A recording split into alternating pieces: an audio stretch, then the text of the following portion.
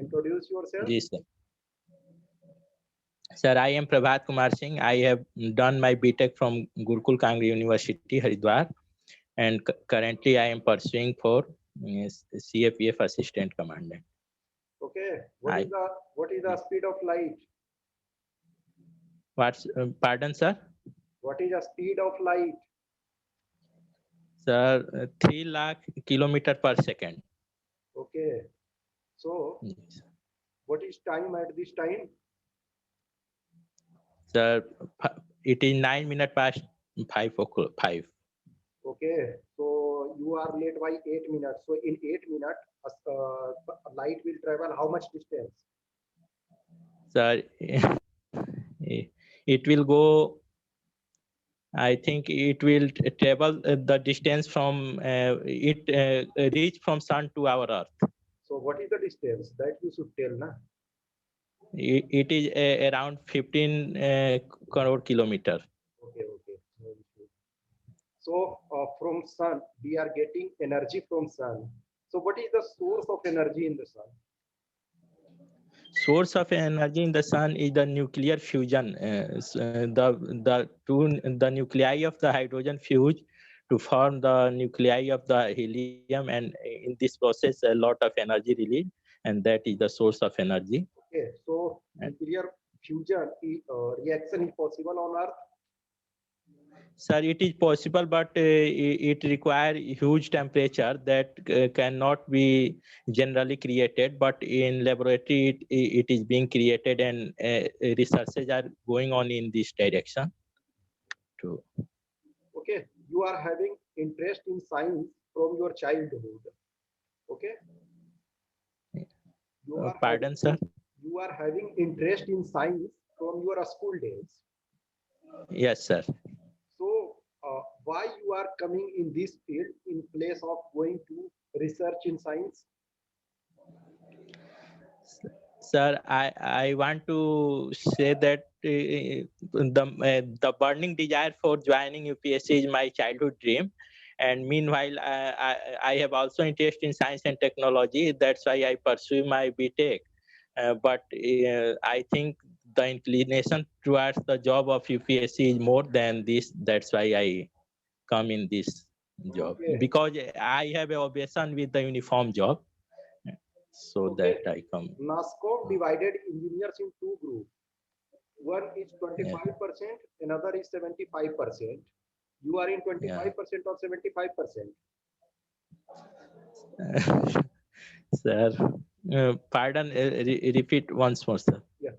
NASCOM, you heard the name NASCOM? Yes, sir, yes. NASCOM divide engineers of India, means engineering graduate of India in two category. One is Yeah. 25% graduate on one side and 75% Yeah. graduates are other side. So you are in Yeah. 25% or 75%. I think, sir, I fall in that 25% of category. So what it mean by 25%? What it denotes? Sir, I have not heard about this research, this analysis of the NESCOM. I only guessed about it. If So you how you get what you understand by that? I understood by this that those who pursue engineering for the sake of knowledge, but do not really possess obsessions for the science and technology, Okay, research, okay, and like that. okay, read that letter. You Okay, are sir. from Sivan. Okay, Yes, sir. Yes, sir. Sivan is place where Rajendra Prasad was also born in that place, Yes, sir. and Sahabuddin is also from that place. Okay, sir. So how Sivan moved from Rajendra Prasad to Sahabuddin? Sir, I think every state, every place has good or bad people. Sir, I want to switch in Hindi. So yeah, If sir मैं समझता हूँ कि हर जाति हर समाज में दो तरह के लोग होते हैं, और इस दुनिया का शाब्दिक अर्थ भी दो दुनिया, यानी इसको हम विच्छेद करेंगे तो दुनिया होता है दो नियम। मतलब हर चीज के अच्छे और बुरे लोग हर समाज में होते हैं, और समय के साथ कुछ जैसे कि हमारे यहाँ थोड़ी मोड़ी राजेंद्र प्रसाद को एक जगह पे अगर हम देखेंगे तो काफी जीनियस व्यक्ति थे। और ऐसा नहीं है कि शहाबुद्दीन के समकालीन हमारे यहाँ जीनियस लोग नहीं हुए, बहुत जीनियस लोग हुए, लेकिन इनके नोटोरियस फेम में बाकी लोग थोड़ा डिफेम हो गए। तो मैं समझता हूँ कि कुछ तो सोसाइटी की कुछ कमियाँ रही, जैसे हमारे यहाँ जैसे बिहार की लिटरेसी रेट काफ़ी कम है। और जिसमें हम समझते हैं कि जब इंडिया ट्रांजिशन फेज में, कोई भी सोसाइटी ट्रांजिशन फेज में जाती है तो उसके साथ ये सब की प्रॉब्लम देखने को मिलती है। तो जो हम पॉलिटिकल ट्रांजिशन हुआ तो हमारी सोसाइटी तो सेकुलर नहीं हुई। हम लिटरेट प्री लिटरेट सोसाइटी में डेमोक्रेसी जैसे न्यू कॉन्सेप्ट गढ़ दिए गए, लेकिन हमारी जो ट्रेडिशनल लिंकेज थे वो कहीं न कहीं जाति समाज इन सब पे बेस्ड थे। और जिस फेज में शहाबुद्दीन का उद्भव बिहार में हुआ था, तो उस समय हम देखते हैं कि सो कॉल्ड कुछ कास्ट थे, एम वाई इक्वेशन की जो वो थी, बागडोर थी, तो वहाँ से शहाबुद्दीन निकलते हैं। और फिर आज मैं बताना चाहूँगा कि आज फिर सिवान एक शांति प्रिय जिला के रूप में स्थापित हो चुका है, और कहीं न कहीं फिर ये राजेंद्र प्रसाद, डॉक्टर राजेंद्र ओके। प्रसाद जी के जी। राजेंद्र प्रसाद जी से आप मोटिवेशन लगता है बहुत कम ले रहे हो।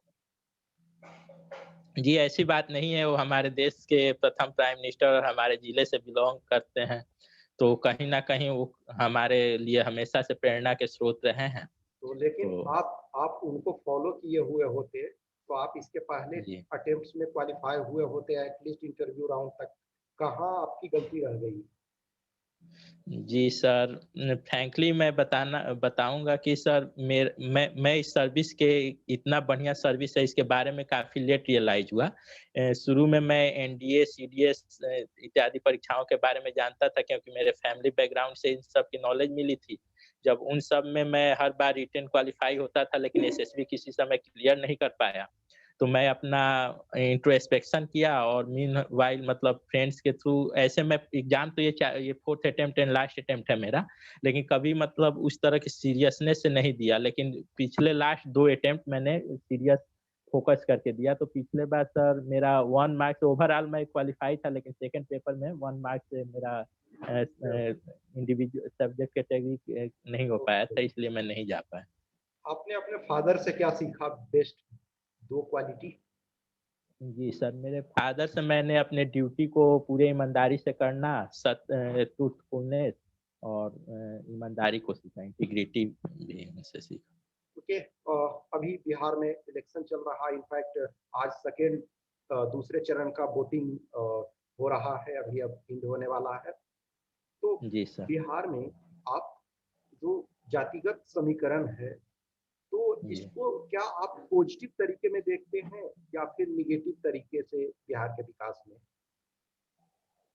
सर देखिए, जातिगत जो समीकरण है, वो अगर थोड़ा-मोड़ा विकास कर भी दे, तो इसका जो लॉन्ग जो इफ़ेक्ट होगा, जो दीर्घकालिक जो इसका प्रभाव होगा जाति व्यवस्था पे आधारित पॉलिटी का, तो कहीं न कहीं भारत और बिहार के लिए सही नहीं है। तो हालाँकि हो सकता है कि 1-2 तत्कालिक फ़ायदे हो जाएँ, लेकिन दीर्घकालीन इसके काफ़ी नुकसान है। तो मैं समझता हूँ कि ये डेवलपमेंट बेस्ड पॉलिटी भी शुरू हुई है, और यहाँ रोजगार देने की बात दोनों पक्ष से हुई है। एक जगह से 10 लाख रोजगार देने की बात हुई है, वहीं बीजेपी से 19 लाख रोजगार। तो मैं समझता हूँ कि कहीं न कहीं अब जाति व्यवस्था पे आधारित राजनीति गौण हो रही है, और development based, issue based politics का बिहार में शुरुआत हो चुका है, आरंभ हो चुका है।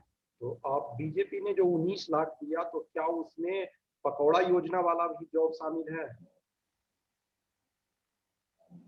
नो सर, ये तो एक तरह से काफ़ी मतलब मौकरी विपक्ष के द्वारा, जो रूलिंग गवर्नमेंट है सेंटर में, उसके मौकरी के लिए और मुद्दे से डेविएट करने के लिए ऐसा इश्यू उठाया। तो आपको बिलीव है कि बीजेपी कर पाएगी जो बोल रही है? सर, मैं मानता हूँ कि लोकतंत्र में जनता के सामने 5 साल बाद गवर्नमेंट को अपने, जब भी चुनाव होता है तो एक जवाबदेही बनती है, और जो मैनिफेस्टो में वो घोषणा करते हैं, जो एजेंडा घोषित करते हैं, तो मैं समझता हूँ कि किसी भी दल पे प्रेशर तो ज़रूर रहेगा, मोरल प्रेशर भी रहेगा और जनता का दबाव भी रहेगा। दल की कोशिश रहेगी, दोनों भी दल की, आरजेडी भी जो 10 लाख जॉब की वादा किए हैं बीजेपी, तो एक से बढ़ के मैं समझता हूँ कि जितना एम्बिशियस एजेंडा होगा इससे पीपल एट लार्ज को काफ़ी फ़ायदा होने वाला है। ओके।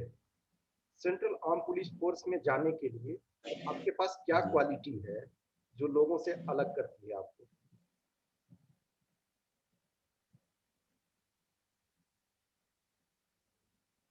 सुन रहे हेलो। हो? यस सर, थोड़ा-सा आवाज़ हाँ, कट गया था बीच में। ओके। सेंट्रल आर्म पुलिस जी। फोर्स में असिस्टेंट कमांडेंट बनने के लिए आपके पास क्या क्वालिटी है? सर मेरे पास जो इस फ़ोर्स में जाने के लिए 2-3 जो क्वालिटी मैं आपको काउंट कराना चाहूँगा, तो एक तो है कि मेरी फैमिली बैकग्राउंड में आर्म्ड फ़ोर्सेस में जाने का एक सिलसिला रहा है। मेरे पिताजी स्टेट पुलिस में, मेरे दोनों भाई डिफेंस में रहे हैं और मेरा भी इन सब फ़ोर्सेस में यूनिफ़ॉर्म जॉब में काफ़ी इंटरेस्ट रहा है। और दूसरी चीज़ मैं चैलेंजेज़ को स्वीकार करने में मुझे चैलेंज स्वीकार करना काफ़ी अच्छा लगता है और आर्म्ड फ़ोर्सेस काफ़ी चैलेंजिंग जॉब है। तो मैं समझता हूँ कि ये चीज़ें मुझे इस जॉब के लिए उपयुक्त बनाती हैं। आप क्रिकेट खेलते हो, ठीक है? जी सर। जी सर। तो किस कहीं कॉम्पिटिटिव टाइप में आपने ट्राई किया या जस्ट गाँव वगैरह या स्कूल में एंटरटेनमेंट के लिए? जी सर, मैं अपनी यूनिवर्सिटी की टीम से खेला हूँ। तो किस टीम्स के साथ आपका सबसे अच्छा मैच रहा हो दूसरे किसी यूनिवर्सिटी के साथ? सर सीएस टीम के साथ जो सीएस 4th ईयर में जब हम लोग थे तो इलेक्ट्रॉनिक्स कम्युनिकेशन डिपार्ट का मैच था और सीएस के बीच जो इंटर डिपार्टमेंटल मैच हुआ था वो काफ़ी रोमांचक मैच हुआ था। उसमें सुपर ओवर में भी मैच गया था, तो काफ़ी इंटरेस्टिंग मैच था। ओके। तो इंडिया का फर्स्ट सुपर कंप्यूटर कौन-सा है? सर सॉरी सर, नहीं मालूम। Okay. What is super computer? पर अगर आप कहेंगे सर तो मैं गेस कर सकता हूँ। नो, ओके रहने दो। What is super yes. Computer? Sir super computer ऐसे कंप्यूटर हैं जो किसी भी कैलकुलेशन को, किसी भी प्रोसेस को काफ़ी फ़ास्ट तरीके से सॉल्व करते हैं, जो क्वांटम टेक्निक पे काम करते हैं। जनरली जनरली जो स्पीड होता है सुपर कंप्यूटर का उसको किस यूनिट में मेजर करते हैं? सर पेटा सर एक्चुअल में याद नहीं आ रहा, पेटा कुछ करके नाम था। Peta petaflop. जी sir peta. Okay, okay, no issue. Second generation of computer में क्या यूज़ होता था? जो कंप्यूटर में इक्विपमेंट्स हैं, डिफरेंट डिवाइसेस हैं, तो उसमें से सेकंड जनरेशन के कंप्यूटर में क्या यूज़ होता था? सॉरी सर नहीं मालूम। First generation? सर मतलब कंक्रीट जवाब मैं नहीं दे पाऊँगा, गेस ही कर सकता गेस हूँ। करो। सर जो फर्स्ट जनरेशन कंप्यूटर काफ़ी बड़े-बड़े होते थे और यहाँ पे कोई ट्यूब का वैक्यूम यूज़ ट्यूब, होता था। Vacuum tube. Vacuum tube. Yes sir vacuum tube. Okay, okay. Vacuum का स्पेलिंग जानते हो? क्या सर? वैक्यूम का स्पेलिंग जानते हो? जी सर। बताओ। VACCUUM। देख लेना फिर से। Okay sir. Okay, no issue. 2020 में यस सर। चीज़ें बहुत बुरी चल रही हैं। उस जी। बुरे दौर में सबके लिए कुछ मैक्सिमम के लिए बुरे दौर आए। तो आपने इस चीज़ को कैसे फेस किया, जो लॉकडाउन चल रहा था? सर लॉकडाउन के कुछ हर चीज़ के कुछ पॉजिटिव और कुछ नेगेटिव रिजल्ट होते हैं और इसको डिनाई नहीं किया जा सकता है कि कोविड-19 का इफ़ेक्ट जो पूरे 2020 में छाया रहा, लगभग मार्च से इंडिया में भी छाया रहा, तो काफ़ी लॉस तो हुआ, लेकिन यहाँ पे 2-3 चीज़ मैं अपना पॉजिटिव ये कहिए कि मुझे एकांत में रहने का ज़्यादा अवसर मिला क्योंकि मैं यहाँ इलाहाबाद में रहा तो उसी बीच लॉकडाउन लग गया। तो तो अपने आप को इंट्रोस्पेक्शन करने का काफ़ी मौका मिला, जो हम लोग मेडिटेशन के लिए हिमालय इत्यादि पे जाने की जो बातें होती थी, कुछ उस तरह का माहौल का भी मैंने सामना किया। तो प व्यक्तिगत स्तर पे काफ़ी शांति इत्यादि का रहा, वातावरण में भी काफ़ी स्वच्छता रही, कोलाहल से भी हम दूर रहे। तो एक तरह से जो हमें लगता है कि थोड़ा प्राचीन काल की जो जीवन शैली है, उसके काफ़ी करीब हम आए इस लॉकडाउन में। वेस्टर्नाइज़ेशन और मॉडर्नाइज़ेशन में क्या अंतर है? सर वेस्टर्नाइजेशन जो है कि वेस्ट के जो कस्टम है उसको फॉलो करना।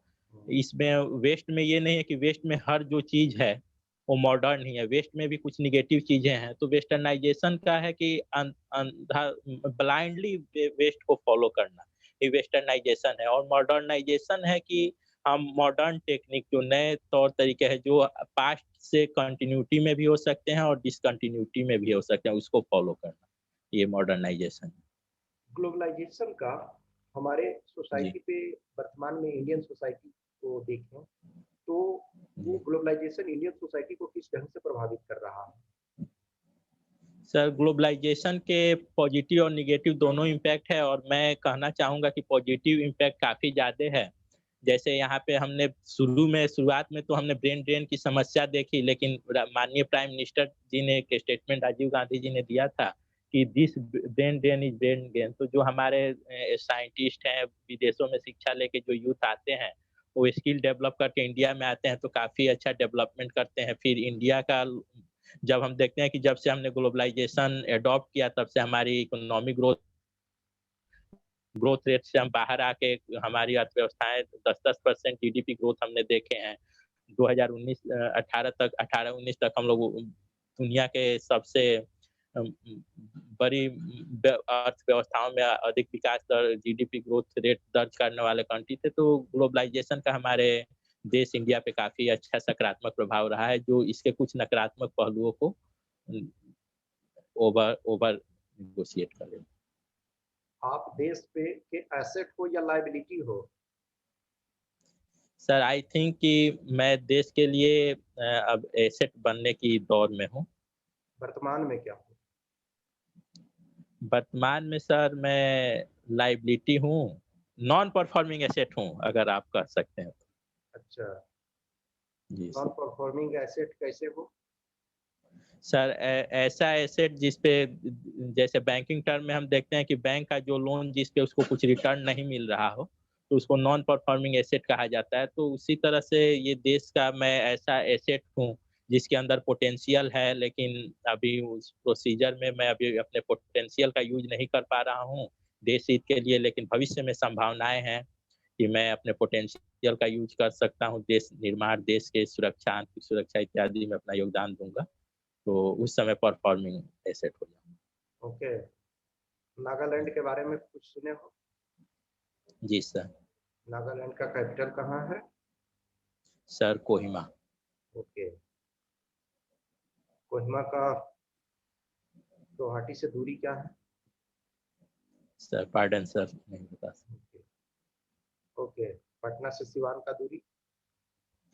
Sir approximately 125 kilometre. ओके, सो नागालैंड की अभी वर्तमान में क्या समस्या है?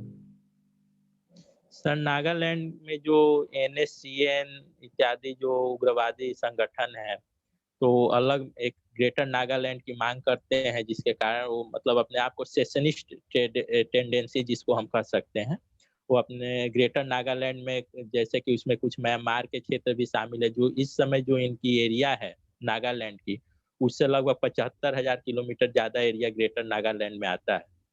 तो उनकी जो माँग है, हालाँकि इस समय मुझे जहाँ तक लगता है कि इस पे राज्य सरकार, केंद्र सरकार और एनएससीएन के बीच समझौता भी हुआ है, जिसमें उन्होंने इस माँग को मतलब फिलहाल ठप कर दिया है और केंद्र सरकार के मुख्य धारा से जुड़ने के लिए वो राज़ी हो गए हैं। ओके, ओके, सो अभी जो सेंटर स्टेट रिलेशंस चल रहा है तो नॉर्मली जी, कोविड 19 पैंडेमिक के ड्यूरेशन में सेंटर हुँ, बहुत सारे स्टेट के पावर ग्रैब कर लिए, ठीक है? जी, तो जी।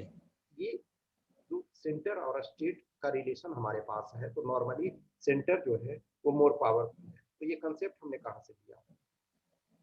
सर ये कॉन्सेप्ट हमने कनाडा से लिया है। ओके, और हमने आयरलैंड से क्या लिया? आयरलैंड से राज्य के नीति निर्देशक सिद्धांत का कॉन्सेप्ट लिया गया है। राज्य के नीति निर्देशक सिद्धांत जो है वो जी सर। वो पॉजिटिव थिंग्स को डिनोट करते हैं या नेगेटिव थिंग्स को? सर पॉजिटिव चीज़ को क्यों? Positive imposition. क्यों? Pardon sir. क्यों पॉजिटिव को क्यों डिनोट करते हैं? सर ये जैसे कि ये पीपुल्स पे जैसे फंडामेंटल राइट्स में हम देखते हैं कि कुछ चीजें हैं, कुछ रूल्स हैं जो निगेटिवली वर्डेड है कि you can not do this, you can not do this, लेकिन जो डीपीएसपी का जो स्टेटमेंट हम देखते हैं ये मेजॉरली पॉजिटिव वर्डेड है कि state is promote the welfare of the minorities etcetera etcetera. तो हम जहाँ भी देखते हैं यहाँ निगेटिव वर्डेड कम है।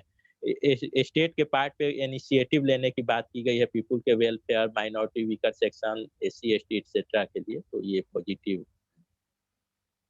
सीबीआई के डायरेक्टर अभी कौन है? सॉरी सर, नहीं मालूम। ओके। एनआईए के बारे में कुछ जानते हो? जी सर, एनआईए का स्थापना 2008 के मुंबई टेरर अटैक के बाद हुआ था। 2009 में ये फुल फ्लेज हुआ था।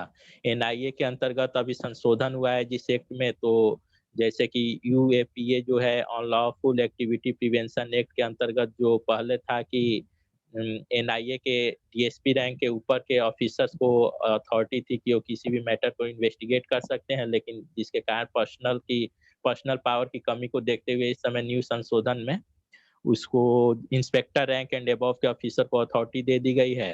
पहले जो था कि केवल ग्रुप ऑफ पीपुल ऑर्गेनाइजेशन को ही आतंकवादी संगठन घोषित किया जा सकता है, लेकिन नए कानून में ऊपा के यूएपीए के अंतर्गत किसी इंडिविजुअल को भी टेररिस्ट घोषित किया जा सकता है। ओके। इंडिया में जो इलेक्शन कमीशन है वो अभी 3 मेंबर बॉडी है। जी तो सर। इसमें से जो अन्य इलेक्शन कमिश्नर हैं उनको किस ढंग से जी हटाया जा सकता है पोस्ट से? सर, चीफ इलेक्शन कमीशन के रिकमेंडेशन पर प्रेसिडेंट के द्वारा उनको हटाया जा सकता है। ओके। और हाई कोर्ट के जज को कौन हटा सकते हैं? सर, हाई कोर्ट के जज को हटाने के लिए जो प्रोसीजर है वो पार्लियामेंट के दोनों सदनों से 2/3 स्पेशल मेजॉरिटी के बाद प्रेसिडेंट ऑनरेबल प्रेसिडेंट के एसेंट के द्वारा रिकमेंडेशन से हटाया जा सकता ओके। बिहार का एरिया के बारे में जानते हो? बिहार का एरिया कितना है? है। सर, बिहार का एरिया सर इस समय मालूम नहीं है, सॉरी। तो घटा बढ़ा है का जो आप पहले याद किए थे तो उससे कुछ कम हो गया? सर वो घटा बढ़ा नहीं है, लेकिन थोड़ा सा ये डेटा है भूल गया हूँ, मतलब आज एक के लिए मैं अंदाज, प्रिपेयर नहीं था। फीता लेकर के आपको नहीं नापना है, अंदाज। Yes sir, I think sir 40,000 kilometre square something. बहुत कम पे हो, ठीक है। आधे आधे पर भी नहीं पहुंचे हो। ओके, कोई इशू नहीं है। बिहार जो है डेमोग्राफिक डिविडेंड वाला स्टेट है, लेकिन जी डेमोग्राफिक डिविडेंड की जगह डेमोग्राफिक डिजास्टर हो रहा है। तो इस जी डेमोग्राफिक डिजास्टर को रोकने के लिए आपके पास कोई उपाय है? जी सर, मेरे पास इसको रोकने के लिए 2-3 महत्वपूर्ण उपाय मैं सोचा हूँ।